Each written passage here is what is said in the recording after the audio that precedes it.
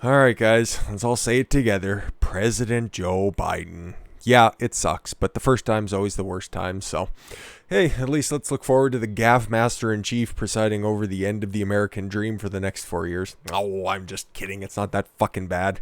You guys wouldn't believe me if I wanted to take a whole bottle of black pills right now, so that's not my style anyways. So we're going to take a look at some of the, I guess you could call it, highlights of his speech. I listened to it. And here, I'll give him some credit, I know it's early in the video to be giving Joe Biden credit, but it went a lot longer than I figured it would. I thought it would have been somewhere between 12 to maybe 15 minutes long, but it was a full 20 minutes. You could listen to it at like 3 or 4 times speed and get it, but overall, if I was to do a word-by-word breakdown of everything, it wouldn't be worth anybody's time. He went on to denounce a whole bunch of people, and that's what we're going to fucking cover through this. There wasn't a whole lot of talk of unity, and it was about the... I don't want to say the worst speech he could have gave in hopes of uniting the country, but it was up there. A lot of his rhetoric was he did pull out the old WS white supremacy card and played a lot of identity politics, but overall, man... I know Greg Hartley, he's one of the best people when it comes to reading body language. He did a breakdown of the speech, and yeah, I concur there, and I couldn't do it any better than him. It was a 5-minute clip that Newsmax, I think they have it on their YouTube channel. I seen it out there. The great Robert Barnes tweeted it out on his Twitter and dropped it in his local board as well. And yeah, Greg Hartley just said it's like there was no energy there, and I listened to it for a little while, not on 2 times speed, and yes, it was very slow and deliberate. And yeah, as soon as you turn it up a little bit, at 2 times speed, Joe Biden actually looks like somebody who does not resemble the Crypt Keeper. He looks like a spry individual, but that's not who we're dealing with on a daily basis. But yeah, it was whatever. You know what? Yeah, it's not what the media is going to tell you. I'm just going to say, if you have, 10 minutes to spare, put it on 2 times speed, you'll get the fucking gist of it. But here is the important parts, I suppose. Biden, 78 years old, succeeds President Donald Trump, who skipped the inauguration. Yes, Vice President Pence. I mentioned it in my previous video, how he was just, clapping along, just staring at Joe Biden, just showing everybody exactly who he is. Just an establishment man who's like, okay, I won't stick my head up too high. Just don't cut my head off. The tallest blades of grass get the mower blade first, if I'm to paraphrase one of those old axioms. And who else was there? Well, of course, Barack Obama and Big Mike, George W., Laura, and Bill Clinton, and Hillary was up there too, just scouting the very sparse crowd to see if there was any dissenters among them. So yeah, here's some highlights, whatever you want to call them. We'll press forward with speed and urgency. It's funny coming out of his mouth. For we have much to do in this winter of peril and significant possibilities, much to repair, much to restore, much to heal, much to build, and much to gain, whatever. See how, he starts that off with a winter of peril, and then says that there is some good stuff after that. But yeah, it's going to be a deep, dark winter. Of course, he reiterated that as well. The inaugural address, though not formally a policy speech, offered a glimpse into Biden's priorities. Yes, and we'll dive into those and just the slavering dick sucking he's getting right now from the media. My whole soul is in this, bringing America together, uniting people, uniting our nation. I ask every American to join me in this cause. Yeah, that was hidden in there after he invoked what happened at the Capitol, because of course he had to. Like Trump did in his farewell address, it was just a little subtle line there. And then, Joe Biden, as he did during his entire campaign about the Charlottesville, whatever, fucking Unite the Right rally, he's like, you see them coming out of the field spouting their anti-Semitic language. Yeah, he was making you relive everything in the worst possible light when it came to Capitol Hill. So he'll continue to do that because he didn't stray too much from his script in the campaign when it came to invoking the images of Charlottesville, and he'll be doing the same for anything else that comes up and he can use for political gain. Uniting to fight the foes we face: anger, resentment, and hatred, extremism, lawlessness, violence, disease, joblessness, and homelessness. Yes, go out there and fight the hopelessness. Oh, okay. Yes, because you can fight ideologies, because when you're a leftist, you can fight and try to squelch anything. With unity, we can do great things, important things. I'd like most of this speech if he would just cut out all of the fucking big $10 words, all of the fucking rhetoric that's there, and just say, with unity, we can do great things, important things. That's why I think that the prosecution against Trump is going to get fucking serious here, but as of right now, he's only done so much. But what he lacked in time today afternoon, by the time that he got to the Oval Office, that makes me physically ill, but yeah, he made up for it, and we'll cover that in the end of this because, there's only so much Biden I can talk one day. But yeah, like I said, we'll get to the dick sucking, and it starts here. Don't get too excited, boys. President Joe Biden was officially sworn in Wednesday alongside Vice President Kamala Harris, who, yes, that's stunning and brave. She's the half black, half Indian, and half competent. Taking the reins of power amid a turbulent moment in the nation's history as America battles a once-in-a-generation pandemic surging while keeping with deep divisions grip in the country. There we go. To overcome these challenges, to restore the soul, and secure the future of America requires so much more than words. It requires the most elusive of all things in democracy, unity. Unity. That was another thing in his speech too. He repeated words over and over again to just kind of drag it all out. But that's a good speech. That's a good talking point, a good couple of sentences there. Like I said, if you would have just had a couple of these things, it would have been a whole lot better. Biden said, pleading for a fractured nation to unify after vilifying it as white supremacist. Here's what Biden said just before that. The cry for survival comes from the planet itself, a cry that cannot be any more desperate or any more clear. And now a rise of political extremism, white supremacy, domestic terrorism that we must confront and we will defeat. Thunderous applause. Ugh, man. Like I said, it's going to be a tough couple of years, but depends on how we approach it, I suppose. No matter how deeply unserious Biden's calls for unity might be, given the president has chosen to pursue a partisan progressive agenda from day one this afternoon, weaponizing identity politics. We'll get into that in a second. A whole new day's in hand, wrote taxpayer-funded PBS White House correspondent Yamiche Alcindor. I unfortunately got that right. Whose entire Twitter feed this Inauguration Day reads as she is a Democratic spokeswoman. Oh, and she is not alone. You can see that just on the sidebar there. Fox News' Chris Wallace. Like I said, you guys can feel free to watch the inauguration speech. I'll tell you, I'll concur with Greg Hartley when he said it was about a C+, or it was a C, hard C grade for his inauguration speech. But not if you're Chris Wallace. Remember, he's still employed by Fox News.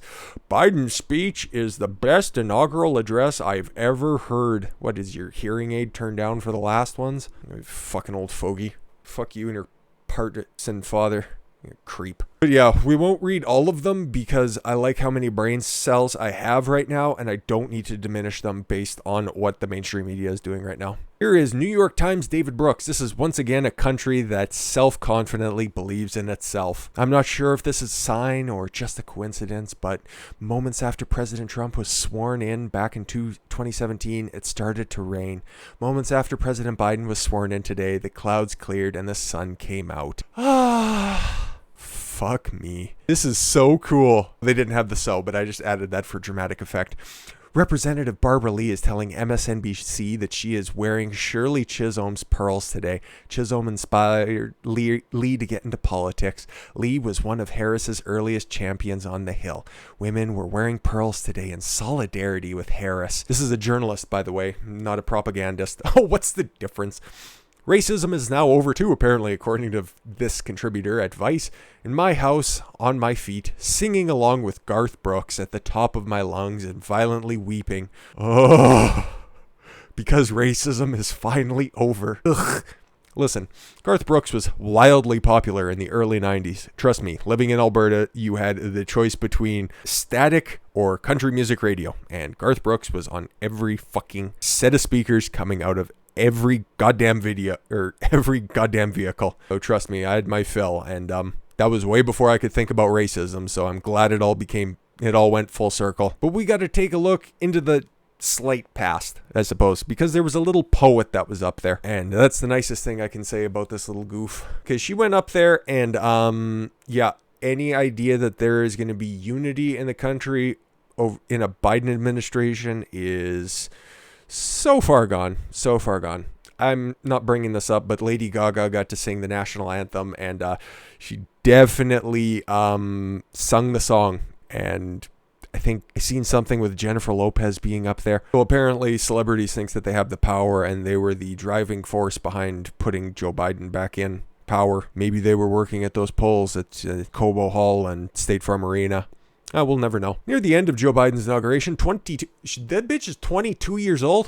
I thought that was a kid. 22-year-old Amanda Gorman offered a poem called The Hill We Climb to punctuate the event. She performed extremely well, and her poem was powerful and quite nicely written. But it was something more than that. Hers were the most honest remarks on the day in terms of what American left actually believes. These lines stood out as rather important, especially compared to the other speakers. We've seen a force that would shatter our nation rather than share it. It would destroy our country if it meant delaying democracy. And this effort very nearly succeeded. But while democracy can be periodically delayed, it can never be permanently defeated. Yes, because that attack on Capitol Hill almost succeeded, very nearly succeeded. It would be funny if you were to compare and contrast that with all of the riots that were happening over the summertime, because you could very easily see we've seen a force that would shatter our nation rather than share it. What are they calling for? A black supremacist state. But you know what? This kid, just like Joe Biden, was handed a speech, and they just went out and fucking read that. So if Joe Biden, or if Barack Obama was the teleprompter in chief, what does that make Joe Biden? The teleprompter in the thing. But it's important to point that out because, just these little needly things, okay, while not outright telling you that, all white people are bad, it's just, what are all the pictures that are coming out of Capitol Hill? It's that goof in a fucking buffalo outfit. It's baked Alaska thinking that they should have been pardoned. That's something else that I should have mentioned in my previous pardon video. Nobody from the riots got pardoned. They knew what the fuck they did. They only hurt Trump and nobody else, so fuck them. Let them rot. I don't care. Like I said, all of the images out there, those evil white people. And while the media will run with that, you know what? They got to finally have their day right now because they could do hard-hitting journalism like cozy and casual. Bernie Sanders makes a fashion statement on Inauguration Day, and the Twitter feeds aplenty. Oh, doesn't he look? Oh, it's so cute. He's got his mittens on, and he's sitting alone. It's just Bernie being Bernie. Ugh. Let's get into the substance of this. I'm not watching that press briefing. I would rather suck a fart out of a cat's asshole. But he was busy signing a whole bunch of really terrible things here today. 15 executive orders, okay? None of them are good. We'll go through them right now because this is going to be our job, okay? You guys in the comments section bringing up the issues that I may or may not have missed, or you guys might just late-breakingly know. Sweet. If you want to post them there, if you guys want to do your own video content, I'd be more than happy to promote anybody who wants to join this cause. I think we're all in this together because we all share the same type of values regardless of whatever country we live in, and we're all going to have to stick together. But I think you'd agree that these are some fairly egregious executive orders. Mr. Biden signed 3 executive orders in the presence of reporters because, of course, with thunderous applause. Implementing a mask mandate on federal property. Yeah, this just would have got slipped in there. Increasing support for underserved communities and rejoining the Paris Climate Accord. Day 1, 1 minute in. I thought there's no time to wait. Get to work immediately, he told reporters. Yeah, and that's immediately what Trump did on the day as well. He immediately went in there and started signing shit, and his first 100 days was fast and furious, if I may borrow a Barack Obama scandal that definitely didn't happen because I ran a scandal-free administration. Fuck off. And it's important to also note this too because the media won't do this and it's just kind of slid in there as well. Mr. Biden called the letter he received from Trump. He kept that tradition going of the previous administration leaving a letter of support and, goodwill towards your successor, as it were. Yeah, Trump left him a generous private message, and that's all we need to know. I don't care. I'm glad he did that. He didn't have to, but just like Trump's charity, it just kind of goes designedly so under the radar. For as much as Trump this is a bloviating asshole by those on the left. That's how they like to characterize him. It's fairly obvious that the guy likes the spotlight, but when it comes to doing things of substance, he would rather just do them and not get the credit for it. So, but here are, 15 executive orders and 2 additional ones, bringing it up to 17 as well. 100-day masking challenge calling for nationwide face masks and social distancing mandate in federal buildings on federal land by federal employees and contractors, which, you guys might remember this, that he's going to try to bring together all of the governors to implement it at a statewide level. And if the governors don't want to do it, he's going to bring together all the mayors, because Joe Biden has all the time in the world. It's not like he's going to be doing anything of substance in the White House anyways. Restructure federal government coordinating to the COVID-19 pandemic. Let's read this because this is weird. The Biden White House is bringing back an Obama-era position called the Directorate for Global Health Security and Biodefense. I don't like this. Which was organized with additional staff within the National Security Council after the 2014 Ebola epidemic, which is still going on in Africa, by the way. This directorate office was dispersed into other roles during the Trump administration. Yeah, because the Ebola, whoopsie daisy, Ebola epidemic wasn't a thing anymore, and Barack Obama was still in office for another 2 years.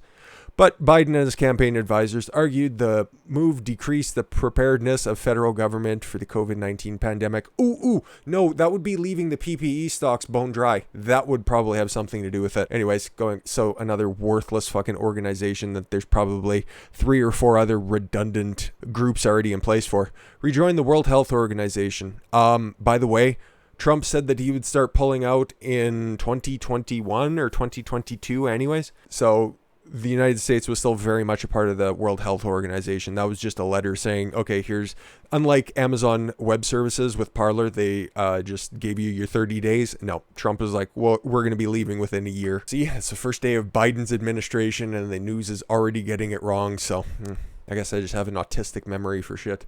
Financial relief for Americans. Oh boy, extend eviction and foreclosure moratoriums. That right there is code for landlords and homeowners. Yeah, you're fucked. You're just gonna have to house these nincompoops for as long as humanly possible. Continue pause on student loan payments until September 30th. Well, that's gonna be irrelevant because he's just gonna forgive $10,000 and then the Biden advisors continue to assert Biden still supports his campaign pledge to cancel $10,000 of student debt loans, but this will take time as it has to go through Congress. Apparently they also want $50,000, so the $10,000 is just what Biden promised, but everybody else is trying to push $50,000 on there, and I did an entire video why I think that this is stupid, mostly because it's just going to penalize the taxpayers, and it's for useless degrees to begin with. Anyways, the environment, rejoin the Paris Climate Accord.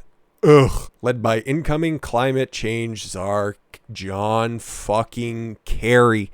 Remember, John Kerry got blown out by George W. Bush in 2004. And this one right here, this one hits hard. End the Keystone XL pipeline and revoke oil and gas development at national wildlife monuments. Yeah, okay, it might be couched in that national wildlife monuments, just a little suffix on there as well. But the one thing I can say that was 100% true when it came to the final debate that Biden said is that he is going to be moving away from the oil and gas industry, and that's going to directly hurt Illinois, Pennsylvania, Oklahoma, Texas, Arizona, Utah, Wyoming, Montana. Shall I keep going? More importantly, Western Canada, because it was running right through everything, and now that Keystone XL pipeline has been in planning since I was in fucking high school, all right? I've been hearing about this thing for fucking a decade now, and it was on, and then it was off, and then it was on, and it was off. Oh, we got to negotiate with the natives. Oh, we got to negotiate it going through this places. Okay, everything's on. Can we break ground? Sweet, we're breaking ground, we're building it. Oh, and then Biden cancels it. Fuck's sakes. Whatever, no use crying over spilt milk, I suppose. We'll just use the infrastructure and reroute it off to different facilities anyways. All that does is just hurt the economies of two nations and goes a long way into making the United States no longer energy self-sufficient. Yeah, that's what I mean. Actions to advance racial equality through the federal government. Here comes critical race theory once again. Incoming domestic policy advisor, Susan Rice.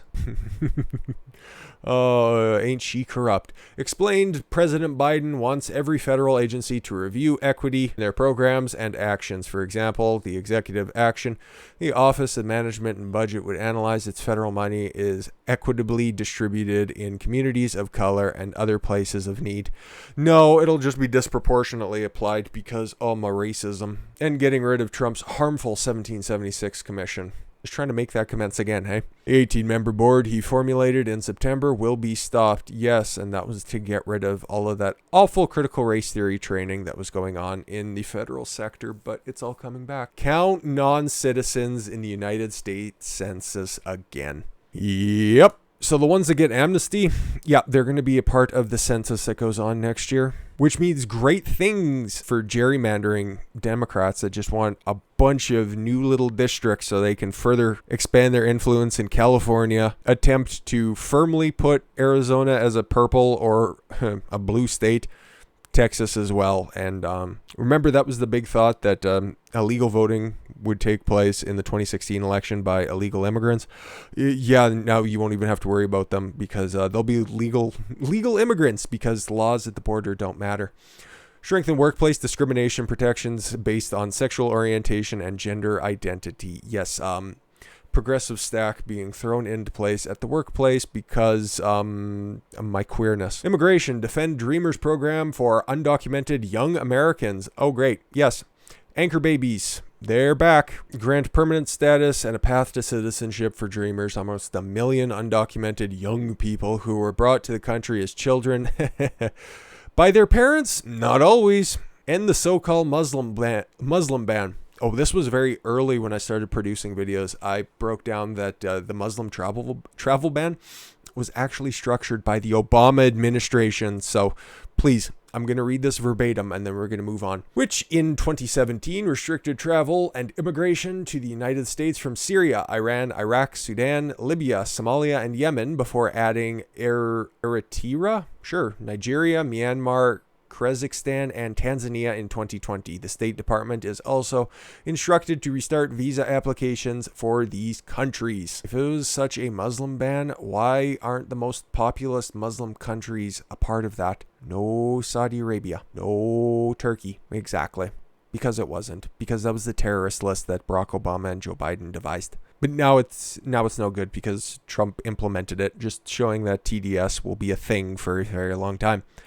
Change Trump's arrest priorities for immigration and customs enforcement. Oh, so they're already starting to neuter ICE. Terrific. This executive order will repeal the changes Mr. Trump made in the first week of his presidency in 2017 to make interior immigration enforcement much stricter.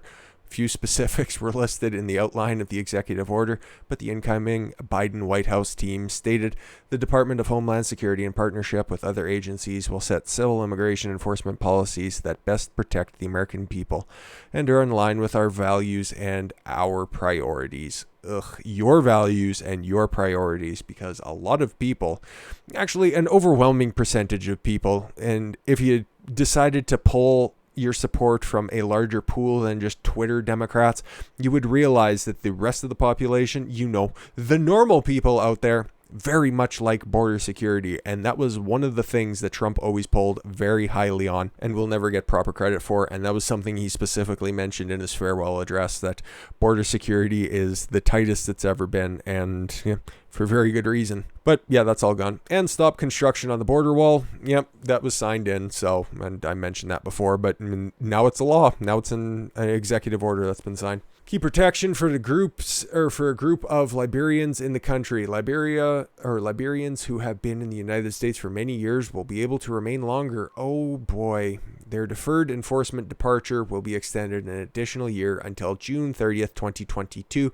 President Trump briefly considered ending this deferment before ultimately extending the program. Yes, and it'll just keep getting extended over and over and over again until you figure out what the fuck to actually do with them. Regulation. Oh boy, thank God we're almost at the end of this. Freezing last-minute Trump administration regulatory action. Technically, White House Chief of Staff Ron Klain will be charged with carrying this out, and the presidential memo will formally state the regulations to be frozen.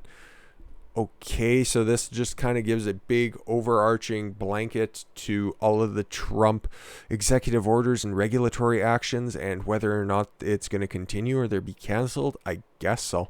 And ethics. Formulate executive branch ethics doctrine. I don't like the sound of this. Mr. Biden wants every executive branch appointee to sign an ethics pledge. Oh my God. They saved the best for last. The pledge also demands federal employees promise to uphold the independence of the Justice Department in executive order outlined states. I will love to see this in full because I highly doubt that that's going to be the only thing that they're going to have to pledge to. Based on everything else that we've seen there, it's going to be some sort of cabal of social justice words, and every federal employee is going to have to sign it. I hate this.